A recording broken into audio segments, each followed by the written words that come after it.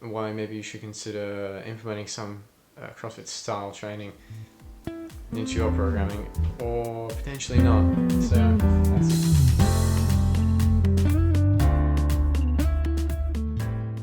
What's up, guys? In this video I'm going to talk about CrossFit. I'm going to discuss some of the problems that I see with CrossFit style training, but also some of the good things and the good things I like about the sport. If you're not already familiar with CrossFit, it's actually like an official brand. CrossFit is its own company, but it's a sport that's characterized by its constant variation, sort of functional movements. We'll get into that in a bit, and the high intensity nature of it. On the website they say CrossFit is a lifestyle characterized by safe, effective exercise and nutrition. CrossFit can be used to accomplish any goal, from improved health to weight loss to better performance. The program works for everyone, people who are just starting out and people who have trained for years. So it's obviously, as marketing material, that's good, but it doesn't really tell us much about the sport. So I'm going to try and attempt to discuss the limitations and the benefits of this training style. Alright. So when you look at the CrossFit Games, actually, the highest level of CrossFit competition, it's easy to see why it's become so popular. The athletes are they look very aesthetic. They have great physiques, a lot of them. They'd probably be what many would consider to be like the ideal physique for the average person, right? Obviously, CrossFit isn't about physique. It's not a physique sport like bodybuilding or anything, but that is a component that when people see people that they like how they look, it's going to like attract them to that type of training. Obviously, it's quite appealing in that way. I think it also covers so many disciplines that people can really sort of find something they like in any part of the sport. Like if they like strength training, you can do the strength components to CrossFit. If they like endurance-based sports, there's swimming and rowing in the CrossFit Games. If they like calisthenics or all these things, it covers so much, right? CrossFit is also notorious, right, for marketing itself as the ultimate test of fitness, right? So the CrossFit Games, in World's Strongest Man, the person who wins it is the strongest man, the world's strongest man, right? In CrossFit, the winner is crowned as the world's fittest man or the world's fittest woman. So this kind of leads to the first problem with CrossFit, is that it's sort of incessant use of the word fitness, and insisting that it's the ultimate test of fitness. So slight problem with this, sort of semantics, but when I think of the word fitness, it sort of like implies some sort of specificity just automatically. So just say you're the fittest person in the world, I don't know, it seems like kind of a like empty non-statement sort of thing, because fit to me means you're fit for something. If a rugby player says they're fit, it might mean they're injury-free and they've got good their endurance is at a good level, or their cardiorespiratory endurance is at a good level. If a powerlifter says they're fit, it might mean that they're well recovered and they're ready to go for max lifts. They're peaked for max lifts. I'm sure what a weightlifter or a powerlifter would consider fit would be very different to what a long distance runner or swimmer would consider fit. Right, so that's probably sort of semantics, but that's the problem I see with the CrossFit. Trying to say that it's the ultimate test of fitness. Well, what does that even mean? The use of the word functional training. So this is becoming more prevalent now. Use of the term functional training, or these functional coaches. So that problem with that, it's sort of like the fitness thing, right? It's functional for what? Is a lunge more functional than a squat? I don't know. Is a pull-up more functional than a pull-down? Is a push-up with weight more functional than bench press? How do you quantify this? Like I said before, something that's functional for one sport or one discipline may not be functional for something else. Okay, so ultimately, when I hear someone say something's more functional, it's more of a functional movement, what I really hear is they're trying to say that that's going to have more carryover or transfer into a different movement, right? So it's going to be more functional. So like doing this movement's more functional for day-to-day life when you're like walking and running, all this.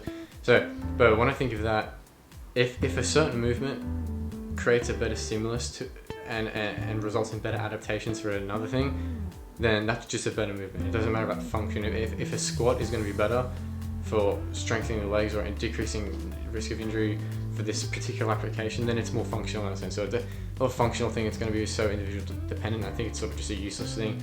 Talking about functionality with movements, because ultimately anything you do in the gym, because I'm talking about this in sort of like a sports, like strength and conditioning context, anything you do in the gym is going to be just a general stimulus, right? You're not, like, that's why it's silly.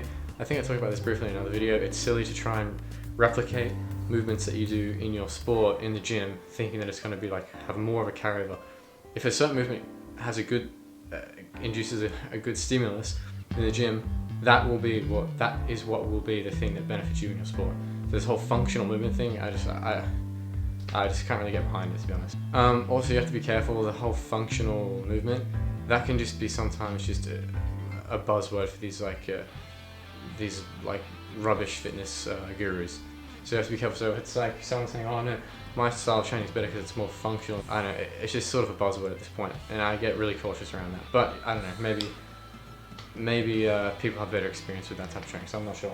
Okay, so another problem with the CrossFit style of training is that normally the way CrossFit works, it's like the workout of the day sort of thing. So it's like in the CrossFit game, it's like, okay, we're doing this workout now. I think once we're like Murphy or something, or we're doing this workout, and okay, and then the next event, so that's one event, and then the next event is like another workout. So it's like one might be shorter, one might be longer, one might be like a 3 kilometer run to like cycling, swimming, or one might be more strength. The problem with these kinds of events is that it sort of all kind of eventually defaults to this to the cardiorespiratory fitness. So they say like, oh, they might say this event is more endurance based and this event is more strength, which is true. Most of the things, or the events that involve a barbell are gonna the athletes that are stronger or maybe have more muscular endurance are gonna be better, and then the events that are more based around running and swimming and cycling the athletes that have better cardiovascular endurance are gonna be better at those, right? But it gets to a point where it's like most of these workouts are more than like 30 minutes. They're long, I think. So it's getting to a point where it doesn't matter how heavy the things you're lifting, it's gonna be defaulting to this sort of cardiorespiratory. So some people got to be careful of. You might think that if you're doing a workout where you're doing like a squat here and then like a push up and then you're running and then you're doing this other strength movement and then like an endurance, and then like just because you're doing all those things at once doesn't mean you're getting a good stimulus in all those things. It's like, oh well, I want to be big, I want to grow muscle, I want to be strong, and I want to be really in shape. Oh, so I'll go running, and then I'll do lift weights, and then I'll do you've only got a certain amount of recovery points, if you will, and if you make something go for long enough, it's just going to default. So you're not going to be able to have the same force output like with an Olympic lift, like a clean and jerk, snatch, clean and jerk, if you've been like running. And you see this commonly in CrossFit. This is why people make fun of it a lot, because they'll do something where they do some run or row or something, and they go from that straight into like Olympic lifting, and you can see they're like out of breath and they're like puffing, and they're trying to get like more reps, and it's like clean, and the technique's like terrible, and it's like falling apart. And it's actually like really cringe when you watch it, because you can clearly see that they're in like a compromised like state, like they're really fatigued, really tired, and they're going and doing something like a clean and jerk, which is actually a kind of a dangerous movement if you don't know what you're doing and you're really, really fatigued. It's kind of silly. So say if you want to be a multidisciplined athlete and you want to have a lot of different things, that's really good. But I'd probably suggest doing it in more of a periodized kind of way, instead of just throwing everything in the one workout. Doing it more like, do like running this day, then do like a circuit, like a high intensity interval training, like a CrossFit thing, and then doing strength training on another day, which I think is how the CrossFit athletes actually train. It is another thing. I think the way that, like when you look at the CrossFit Games, like I don't think they won't always train like that. Like the best CrossFit athletes like split their training up and do like different workouts for different specific goals. They're not always training like they do in the CrossFit Games. Like the CrossFit Games, the events are reflective of the training, I think, a lot of the time. But if you go to like a CrossFit gym, you will be training like that. I don't know, it's confusing. So another problem with the CrossFit sort of training style is because it's so much variety and it covers so much ground with a lot of their exercise, a lot of their like programs. you can get the problem of the poor execution and teaching of all these movements. Like, I think the way that the CrossFit the actual CrossFit licensed CrossFit coaches teach the Olympic lifts is just like not really optimal. It's just not at the same standard. You might say, well, you're obviously, they're not training for the Olympics, but it doesn't really matter. Like, they should still be teaching the movements properly. And I think this contributes to that, like, sort of the injury thing. You see the CrossFit Games of people squatting and like, they're doing the overhead press with like terrible technique, snatch, clean and jerk with less than ideal technique. Obviously you can only do so many things with the time that you're given when you're training for a sport like this. But yeah, I guess some good memes out of the failed snatch and clean and jerk attempts at least. Fraser finishing up his set of 10. Although to be fair to the CrossFit Games though, they do have events like this, as you can see now, where they are actually doing the Olympic lifts just on their own, like it would be done in the Olympics. But to be realistic, most people wouldn't be able to achieve a 140 kilo clean like you saw Matt Fraser just from training CrossFit. That would require actual proper Olympic weightlifting style training. So a study looking at people who train CrossFit found that the injury prevalence was 30.5%. I think part of that would be due to the lack of periodization in the sort of training the programs. So I'm not sure, but what I've seen, what it looks like is that they don't really have a sort of periodizing. I'm sure if you look at the top level of CrossFit athletes, they would be implementing a periodization. They would definitely be doing that. But for the average person, I don't think they really learn about the way a program's structured around time and how fatigue accumulates and volume and intensity and how to manipulate all these variables over time to manage fatigue, like reduce the risk of injury and like produce the best performance. I think a lot of the time there's like the mindset of like a lot of people that train CrossFit is that it's just just train really hard to give it your all every single workout and just keep going and grinding, and that's like, I don't know, kind of, it can be good if you're a beginner and it's good to just sometimes be like, I'm just going to grind through this and every single day and work out all the time. But if you're serious about anything with fitness related, you really need to look at being more intelligent with your training. It's not always just a matter of training harder than last time.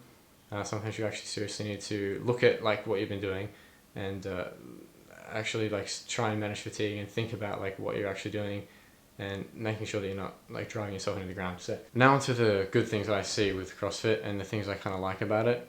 So a good thing about a CrossFit, I think, is that if you're accomplished CrossFit athlete, I think that could be a really good base to start to if you wanted to go on any different pathway in any different sort of athletic endeavor.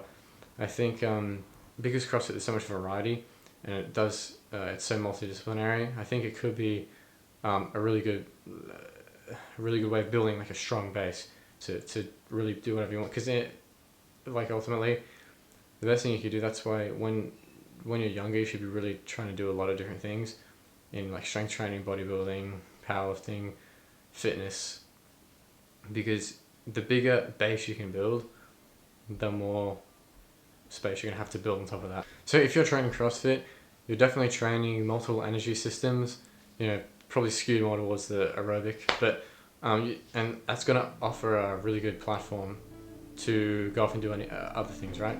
Like, it's very common that people starting CrossFit and they go, this Olympic lifting stuff's cool, this weightlifting stuff's cool, and they end up going and being like high level weightlifters. So it can definitely offer a good platform, a good starting point for if you're not sure, right? Yeah, when I started, before I even started going to the gym for like going to an actual like commercial gym and doing like bodybuilding style training, I used to do like sort of a CrossFit type of thing when I was younger. It does offer a good base.